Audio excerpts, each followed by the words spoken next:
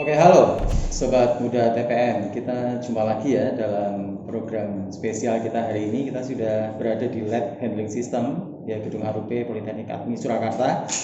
Ya, kita kembali bersama Romo Agus selaku pembicara kita, tamu yang spesial sekali pada hari ini. Ya, gimana Romo? Apa kabar? Baik. Ya, puji Tuhan Romo. Kesibukannya apa ini Romo sekarang? Sekarang kesibukan saya bersih-bersih kamar untuk persiapan pindah. Sudah harus pindah kapan? Setelah masa sabbatical selesai. Oh gitu. Masa Nanti masih sering kelihatan di Politeknik Admi ya? Masih sabbaticalnya setengah tahun. Oh iya. Baik Romo. Baik, rekan muda, jadi kami sempat ngobrol-ngobrol nih sama Romo tentang satu tema yang menarik ya. Itu tentang C yang keempat. Jadi kan kalau kita tahu ya, Admi itu punya 4 pilar karakter. Yang pertama yang kita sebut sebagai 4C. Nah, 4C itu apa saja? Itu mulai dari competence, kemudian conscience, kemudian compassion, yang ketiga adalah komitmen. Nah, kalau yang tiga ini sudah jelas, Om. Tapi kalau yang keempat ini masih banyak yang bertanya-tanya, sebenarnya apa maksud dari komitmen? Itu maksudnya apa ya? Kalau sudah menjiwai yang 1, 2, 3 ini, 3C yang pertama apakah belum cukup, Om? Ya. Baik, terima kasih Pak Ratmono untuk pertanyaannya. Memang ini pertanyaan yang sangat bagus karena menyangkut identitas sekolah kita. Komitmen ini sebetulnya mau mengatakan ketuntasan. Ya. Jadi 3C yang pertama, competence, conscience, dan compassion itu kan menyangkut sebuah upaya apa yang harus saya buat supaya saya menjadi orang yang siap pakai, katakanlah menjadi orang yang siap menjadi berkah bagi orang lain. Competence berarti bahwa saya siap mendidik diri terus-menerus, belajar diri terus-menerus, dan dengan belajar itu saya menjadi kompeten. Ya. Tapi kompeten itu belum ada artinya kalau belum ditambahi dengan namanya conscience, yaitu kemampuan moral, memilih mana yang benar dan tidak, memilih mana yang baik dan tidak. Jadi kecerdasan akademis atau teknis itu harus dibarengi dengan kemampuan memilih yang baik dan memilih yang benar. Dalam dunia teknis sangat jelas, misalnya sense of quality itu adalah kualitas memilih yang benar dan baik. Terus kemudian compassion itu berarti bahwa saya kalau mempunyai kompetensi dan conscience itu akan muncul rasa sukacita yang besar. Karena ilmu saya itu nanti bisa dipakai untuk orang lain. Dan juga karena saya punya sukacita, maka saya punya kepedulian pada orang lain. Nah, 3C ini hanya mungkin kalau orang tuntas, kalau orang punya komitmen. Tanpa itu susah ya. Sebut saja kalau misalnya saya mau belajar, saya mau belajar terus-menerus tapi ternyata tidak tuntas, ya lalu tidak akan mendapatkan kompetensi yang diminta. Juga misalnya kalau saya punya moralitas, saya mampu memilih yang benar dan baik, tetapi ternyata tidak punya komitmen, juga susah. Dia hanya berada di pinggir saja, tapi tidak pernah mau masuk. Demikian juga compassion itu sama. Saya punya sukacita, saya punya kepedulian, tetapi saya tidak punya komitmen sehingga lalu saya nggak bisa masuk ke dalamnya hingga tuntas itu. Jadi komitmen itu lebih kemampuan menjalankan dari awal sampai akhir sehingga ada ketuntasan, ada penyelesaian itu. Ya, menarik sekali ya tadi tentang komitmen. Jadi nggak cuma 3C aja, tapi kalau ada komitmen berarti kita sanggup untuk melakukannya, gitu ya, tidak terbatas waktu. Jadi selalu terus ingin melakukannya meskipun kita sudah lulus dari Admi ini ya.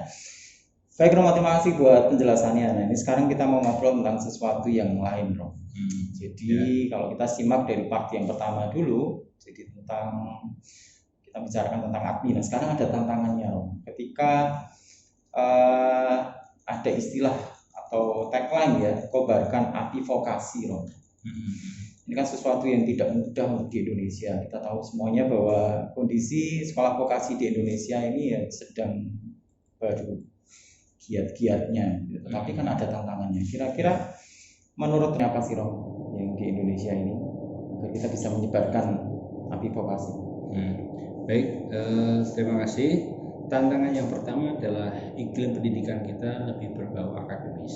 Ya, Jadi orang lebih mendewakan ijazah akademis daripada keterampilan vokasional. Ya. Apalagi juga didukung dengan instrumen akreditasi. Instrumen akreditasi juga lebih berbau akademis daripada vokasi. Ya. Lalu tantangan yang berikutnya adalah terkait dengan tridharma perguruan tinggi. Ya, ada penelitian, ada pengabdian pada masyarakat. Penelitian pun lebih diarahkan ke jurnal, ke Scopus daripada produk. Ya. Pengabdian pada masyarakat juga lebih diarahkan kepada kerja sosial daripada pengembangan atau membantu teknologi misalnya di daerah pedesaan. Tuh. Lalu yang kedua adalah belum semua industri mau mendukung vokasi. Ya. Karena esensi vokasi adalah ada demi mendukung industri dan pendidikan vokasi. Tapi dukungan ini belum begitu real. Dianggap sebagai semacam beban sosial. Ya. Sehingga lalu bantuannya juga masih setengah-setengah. Lalu yang berikutnya adalah tantangan kecerdasan instruktur. Karena tidak banyak pendidikan tinggi yang menghasilkan instruktur. Pasti lalu dampaknya banyak. Kita pernah diundang ke satu wilayah di daerah Indonesia Barat. Mereka banyak vokasi tapi kesulitan mencari instruktur. Kalau di SMK itu kan ada kurikulum normatif, kurikulum adaptif, dan kurikulum produktif. Yang paling banyak adalah kurikulum normatif. Itu gurunya banyak. Tapi mulai kurikulum adaptif, kurikulum produktif itu makin jarang. Ya. Lalu yang terakhir adalah soal keterbatasan sarana prasarana. Ya, ingat bahwa esensi dari vokasi itu adalah praktek. Ilmu, karakter, kecerdasan itu dimulai dengan praktek langsung, bukan teori. Nah, ketika saprasnya itu terbatas, maka lalu pasti kedalaman kompetensi, kedalaman ilmunya juga berkurang daripada kalau saprasnya lebih lengkap. Itu kurang lebih tantangan yang bisa kita rasakan. Jadi dari segi iklim pendidikan, dari segi instrumen akreditasi, kemudian tidak semua industri mau membantu, keterbatasan instruktur dan sarana prasarana. Tapi ini dari perkembangannya ini kan semakin meningkat ya, dukungan industri dan juga pemerintah itu semakin baik kan ya. Untuk iklimnya semakin dirasakan membaiknya. Dari segi regulasi kita sudah diuntungkan adanya Impres nomor 9 tahun 2016, di mana Presiden memerintahkan industri terkait membantu vokasi. Ya. Lalu yang kedua dari segi kelembagaan sekarang ada Dirjen Vokasi. Terpilihnya Bapak Wikan Sukarinto. Dia kemana-mana mengubarkan api vokasi, bahkan dia launching produk-produk baru antara lain misalnya program S1 terapan, program D2 fast track. Itu sangat membantu. Lalu kemudian admin sendiri mendapatkan mandat beberapa hal. Mandat yang pertama kan kita diberi kesempatan mengembangkan D4 atau S1 terapan. Sudah kita jalankan 3 prodi. Yang belum tuntas adalah S2 terapan. Belum kita mulai karena keterbatasan dari dosennya. Karena dosen S2 harus berarti S3 atau PhD. Nah, sementara tidak banyak sekolah yang memproduksi dosen S3 PhD untuk vokasi. Itu masalahnya. Lalu kita belum bisa memulai. Kita sudah punya satu S3 Romandre Civil Engineering. Lalu yang kedua kita diberi kepercayaan mandat untuk mengembangkan 13 skema KKNI level 5 dan 6. Dan skema itu sudah masuk ke level nasional. Siap dipakai oleh politeknik manapun untuk mengembangkan KKNI level 5 dan 6. Lalu kita juga punya pendamping mandat mendampingi 8 SMK se-Jawa Tengah. Lalu juga yang terakhir kita juga diberi mandat untuk membuat prodi di 2 fast track. Ya, itu adalah beberapa kesempatan yang diberikan pada kita untuk mengubarkan vokasi itu. Oh iya, betul. Oke, nah kita doakan bersama bahwa vokasi di Indonesia semakin berkembang ya. Nah, mengingat ceritanya, sejarahnya bahwa AKMI itu menerapkan sistem pendidikan Swiss dan Jerman, bahkan kita didirikan oleh Yesuit dari Swiss ya. Sekarang bagaimana Romo melihat status AKMI, posisi AKMI dibandingkan dengan dari negara Swiss itu sendiri? Ya, baik, terima kasih. Ada perbedaan yang cukup mencolok antara Swiss dengan Indonesia. Kalau Swiss itu sejauh saya tahu, mungkin saya terbatas, itu industri ada dulu, lalu industri butuh regenerasi, maka didirikanlah sekolah vokasi. Itu yang saya lihat misalnya di GPS, ABB, itu mereka ada karena sudah ada industri. Ya. Sehingga lalu seluruh infrastruktur, seluruh SDM itu didukung oleh industri.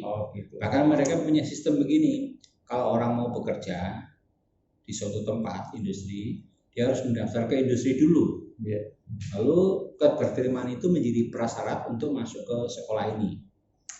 Ya, jadi istilahnya kalau bahasa Jawa, industri nandake pendidikan calon karyawannya ke sekolah itu ya, ke vokasi. Nah, sementara kita berbeda. Kita ada sekolah dulu.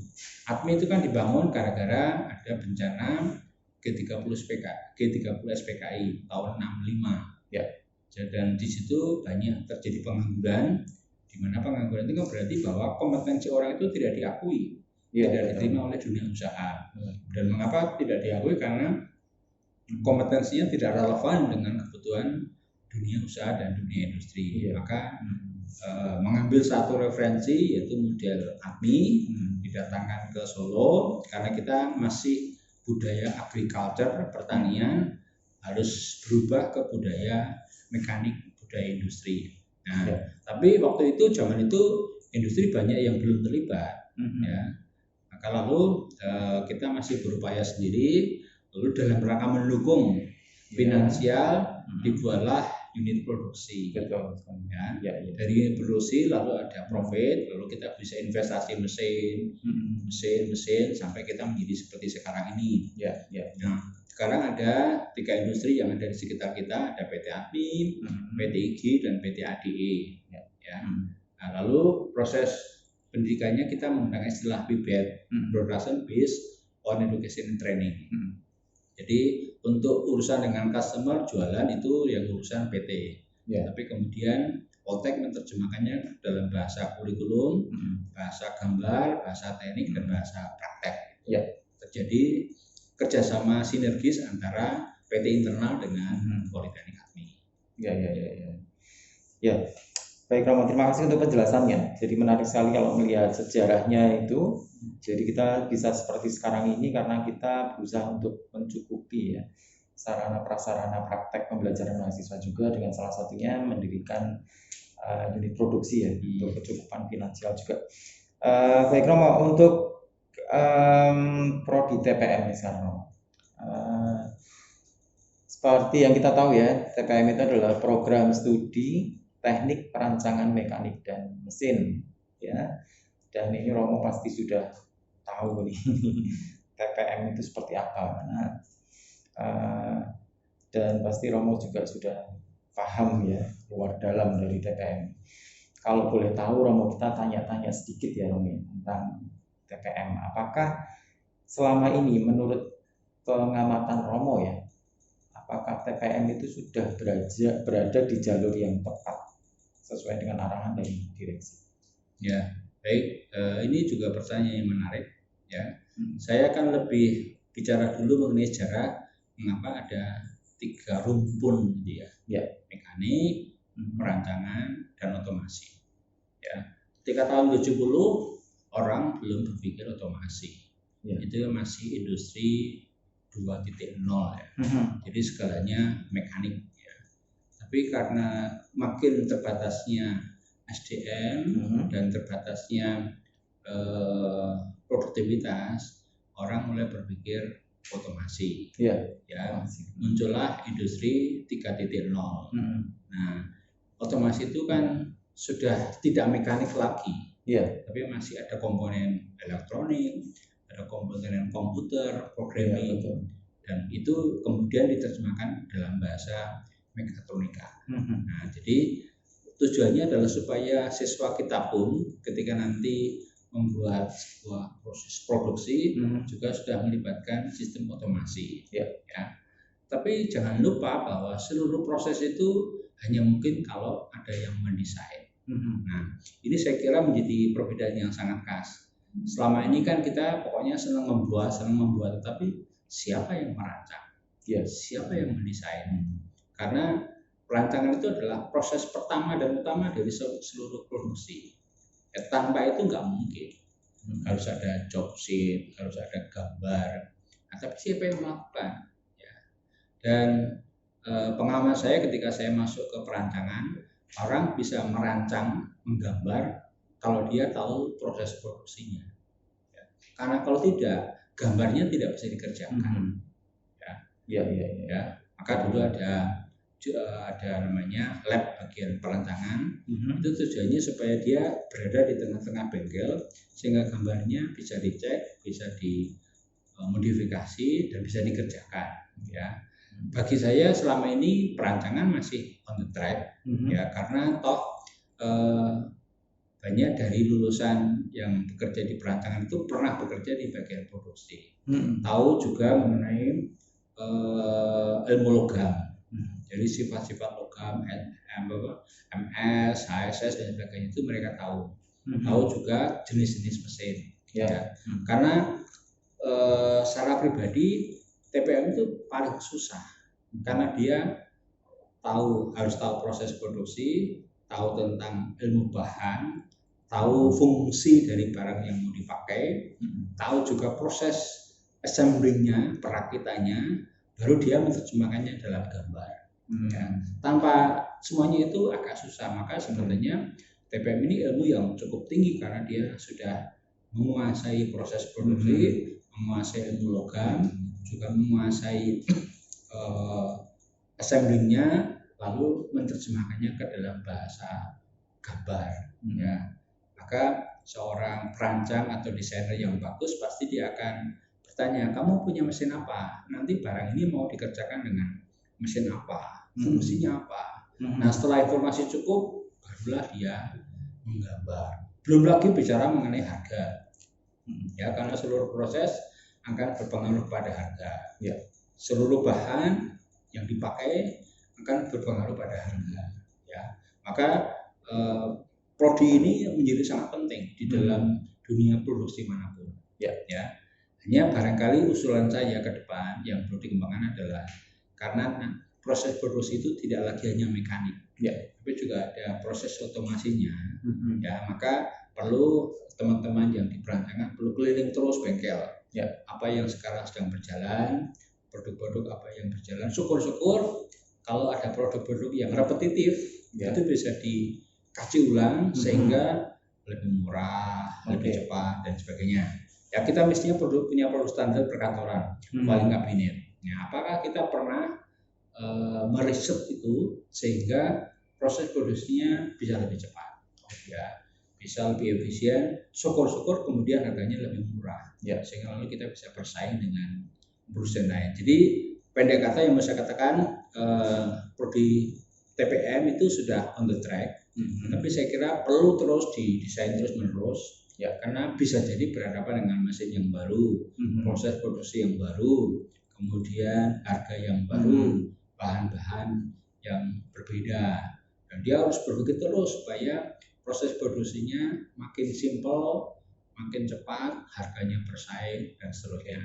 Itulah pekerjaan dari teknik perancangan mesin. Yang tadi harus di garis bawah ini sesuatu yang membanggakan bahwa prodi TPM itu, apa yang kita pelajari di TPM itu adalah sesuatu yang sangat penting karena dia memang dari yang awalnya imajinasi itu kemudian direalisasikan dalam bentuk gambar, rancangan dan seterusnya, itu suatu sangat penting. Tapi di dalamnya itu butuh tanggung jawab yang besar, butuh kemampuan yang juga tidak main-main gitu ya. Dan tadi terima kasih Romo untuk masukannya bahwa TPM harus selalu mengimplementasikan ya, untuk membantu sekitar untuk bisa memberikan masukan dan juga perbaikan gitu ya Romo ya. Kalau skor Romo, kalau kita bicara masalah skor, TPM itu dapat skor berapa? Bagi saya 8,5. 8,5 kenapa nggak 10 Romo? Karena tadi harus keliling bengkel terus menerus tiap hari. Oh iya. Kalau dapat 10 nanti kita nggak maju jadi lagi, yang perlu dikembangkan kan harus selalu kontak dengan customer. Ya. Kira-kira kemarin bagus nggak, sesuai nggak? Jadi ada semacam riset. Ya. Lalu juga tanya kepada karyawan produksi, kira-kira dengan gambar seperti itu ada kesulitan nggak, bisa nggak, dan sebagainya. Lalu dari segi bagian logistik, Ya. kira-kira bahannya terlalu kuat, rapuh atau sebaliknya. Ini kan perlu diteliti terus menerus ya, supaya dari makin lama makin bagus. Ya. Saya membayangkan begini, saya termasuk penggemar Apple. Apple itu selalu punya versi 1, versi 2, versi 3 dan sebagainya. Ya. Mengapa kita tidak suatu ketika juga file kabinnya ada versi 1, versi 2, versi 3. Mereka membuat macam-macam versi pengembangan itu kan karena menguasai betul produk yang sebelumnya, dan lalu komentar kritik terhadap produk yang sebelumnya. Sehingga ketika mereka membuat produk baru, dia launching besar-besaran dan tahu kekasannya, bedanya yang versi sebelumnya dan sekarang apa, sehingga orang menjadi emosional. Dia punya ikatan emosional, ya sebaiknya ini pakai yang ini daripada yang sebelumnya. Nah, saya bayangkan itu. Ya. Pak Romo. Jadi semoga nanti bisa dilakukan ya di masa yang akan datang. Mengenai person di TPM, bagi Romo, tim TPM ini di mata Romo itu seperti apa? Mungkin ada kesan-kesan khusus. Kesan saya yang pertama adalah mereka adalah orang yang fleksibel, ya. Lalu yang kedua punya kemampuan imajinasi yang luar biasa, ya. Jadi fleksibilitas, imajinatif, dan mereka adalah orang-orang yang selalu bisa berpikir bebas, tidak terkotak-kotakan harus begini harus begitu, tapi selalu punya alternatif yang lain, alternatif cara, alternatif bahan. Itu yang bagi saya menarik. Apalagi nanti kalau perancangan ini menggabungkan antara ya mekanik, ya mekatronik dan sebagainya. Apalagi nanti kalau dikaitkan dengan maintenance, itu lebih menarik lagi. Saya membuat mesin tujuannya supaya nanti pemeliharaannya gampang, cepat, ya itu menjadi lebih menarik. Ya. Dan saya kira kita harus sampai ke sana. Jadi tidak hanya fokus pada menggambar, tapi juga sampai fokus pada pemeliharaannya gampang, kontrolnya gampang. Syukur-syukur nanti mesinnya dikaitkan dengan industri 5.0. Connectivity itu menjadi sangat hebat dan luar biasa, dan titulannya adalah perancangan ini. Ini Rom, satu kata untuk ADMI. 1 atau 2 kata? Boleh. Bagi saya ADMI itu adalah masa depan Indonesia. Oke, masa depan Indonesia. Sip Rom. Untuk TPM. TPM menjadi perancang masa depan Indonesia. Menjadi luar biasa. Perancang masa depan Indonesia, luar biasa. Ini pertanyaan mungkin yang terakhir. Mungkin Romo punya harapan dan juga doa untuk kita tentang ADMI. Mungkin Romo punya harapan dan doa, pesan untuk ADMI, kami sebagai instruktur dan juga mahasiswa ADMI. Untuk kedepannya bagaimana? Yang jelas satu hal yang penting bahwa kita harus berbangga dan bersyukur karena tiap hari mengantarkan anak muda yang dalam tanda petik tidak punya apa, menjadi punya apa-apa, dan diakui oleh dunia usaha dan dunia industri. Itu merupakan sebuah kebanggaan tersendiri. Ya. Lalu yang kedua, mungkin yang perlu kita kembangkan adalah budaya riset. Ya, jadi karena kita punya produk, ya tadi moga-moga ada misalnya produk saling kabinet versi 1, versi 2, versi 3. Maka untuk sampai ke sana pasti butuh sebuah dalam tanda petik mutulensi. Ya, kita punya produk ini ada nutulisnya lengkap apa-apa, lalu nanti ada komentar dari pelanggan, ini kurang ini, lalu diperbaiki yang baru. Karena barang-barang yang kita produksi itu pasti akan dibutuhkan terus-menerus, ya, tidak akan pernah berhenti. Ya, maka saya kira yang tadi kita bersyukur bahwa kita boleh mendampingi anak muda dari yang belum punya apa-apa menjadi punya apa-apa, yang kemudian terbukti mereka dapat pekerjaan bagus. Dan yang kedua, untuk meningkatkan kompetensi ditambahkan budaya riset terhadap produk yang kita buat, supaya produk kita makin lama makin bagus sesuai dengan kebutuhan pelanggan. Baik, tadi yang kita dengar dari Romo langsung adalah tentang kita harus bersyukur nih, karena kita bisa mendidik mahasiswa menjadi bagian dalam masa depan mereka, dan mereka menjadi orang yang berguna nantinya ya. Kemudian yang kedua tadi adalah harapan Romo ya, ini tentang agar kita bisa menerapkan ilmu yang kita pelajari di TPM ini untuk bisa kita mengevaluasi ya apapun yang ada di sekitar kita untuk perbaikan yang lebih baik lagi. Baik Romo, untuk mahasiswa ini nanti ada banyak mahasiswa yang mungkin akan mendengar dan juga melihat wawancara kita pada saat ini, pesan buat mereka. Baik, yang jelas siapapun Anda mahasiswa, Anda diberi talenta yang khusus dari Tuhan yang tidak akan diambil oleh siapapun. Tugas Anda adalah mengembangkan talenta itu, dan cara mengembangkan talenta adalah dengan vokasi, dengan mempraktekannya. Sebab dengan mempraktekannya, talenta makin kuat, berkembang, apalagi kemudian disumbangkan kepada orang lain, maka pasti Anda menjadi orang talented, orang yang profesional. Itu saja. Baik, terima kasih Romo. Sobat Muda TPM, saat ini kita sudah berada di penghujung acara kita ya.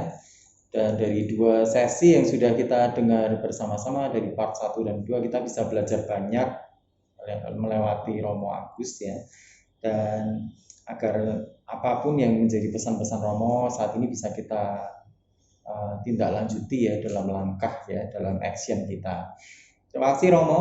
Kami mendoakan untuk Romo yang terbaik untuk melayani di tempat Tuhan tunjukkan, dan tetap menginspirasi Romo menjadi bagian dalam hidup-hidup anak muda di Indonesia. Dan juga setiap kerja baik dan juga peninggalan Romo lewat semangat kami semua yang kita bisa pelihara dan juga kita lanjutkan. Baik, terima kasih. Terima kasih. Ya. Selamat sore, berkah dalam untuk semuanya. Berkah dalam, terima kasih.